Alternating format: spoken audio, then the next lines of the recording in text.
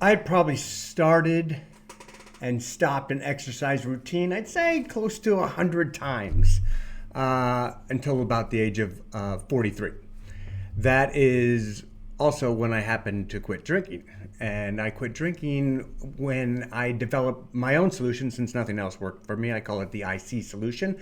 The IC stands for the instinctual core. It's where I look at that primitive reactive brain that we all have in our heads that kind of was made for a Stone Age world, not for this world. That's always reacting. But instead of just even thinking about it as one of my brains, as a part of my brain, I started thinking it as something separate. So I gave it a name, the instinctual core, and I started to analyze what it was doing. And one of those things it was doing, it was always looking for threats and finding threats, even though their threats were total bullshit. And that put me in this constant state of fight or flight, anxiety all the time, and I needed a way out. And that solution became alcohol. That was the way I got the instinctual core found as a release to run away from the threats. Once I started seeing the instinctual core separate, I stopped drinking. I never let that thing make a decision for me. Instead, my overriding decision was I'm never drinking again. Anything that went counter to that, I figured out a way that it was actually the instinctual core that was doing it, or just old patterns that it had already set up in the subconscious. So how does this work for starting an exercise routine? Well, it basically kind of works in the same way. And let me show you what I call the user's guide that I built to break down what the instinctual core or this primitive reactive brain is doing inside of us. And I'm going to show you. Okay, so obviously starting an exercise routine, one of the hardest parts is getting your butt to the gym, to the park, to your basement, to outside, to start, right? Each day you've got to make that commitment to start. And what is so much easier is just sitting on the couch and doing nothing. Say, I've already done too much, or I've got too much to do, or that's just really hard. That was the same thing. I started to look at it in a way that it was the instinctual core telling me that it wanted me to sit on the couch, and I found a way to realize, to make it work out in this same user's guide. And what we have here is the activation filter. This is all inputs that are coming in and out of us. And one of those inputs is our thought. Go work out, right? This is the instinctual representation of the instinctual core, the IC. This is us. This is me. This is the kind of the inside of my head, but I'm no longer everything inside my head. I'm my consciousness with my conscious brain. And this is what the instinctual core is trying to get us to do. Just three things: destroy the threat, avoid the threat, or attain the treat, right? So, but how does that work with working out? Well, one, on the physiological level, but that's too simple to say, because physiologically, the instinctual core wants us to sleep. So when we're tired, we don't want to go work out. We want to attain the treat of sleeping, right? But that's not, you're not always tired, right? But still, a lot of the times, oh, where'd my head go? A lot of the times you're awake, but you still don't want to go work out.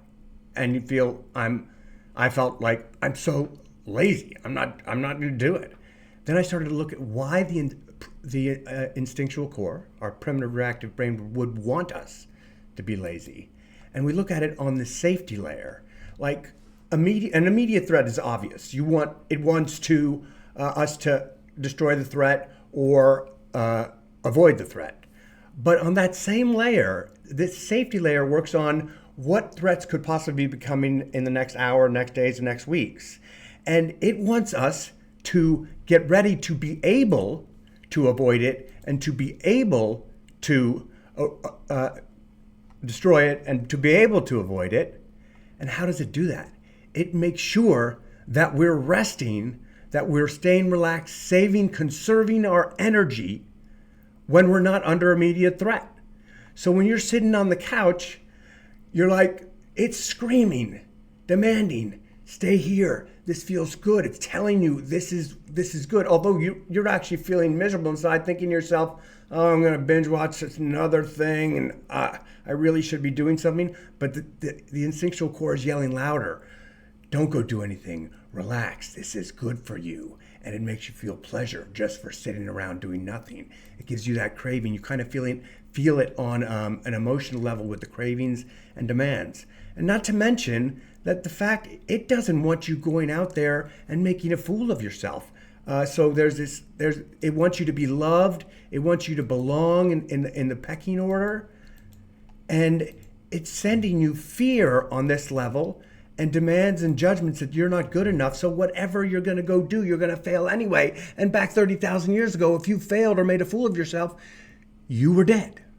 Back then, you needed your tribe or you were dead. Back then, if you failed in certain activities like getting the food you need or running from the predators, you were dead. So why go out there and put yourself at risk? And it's yelling at you to stay there. So for these reasons, it's basically begging you to sit on the couch. But as soon as you realize that this thing is not you, this thing is like a co-pilot inside your head, a deranged co-pilot because it doesn't understand this world, that you can start to separate from it, and that its thoughts aren't right anymore.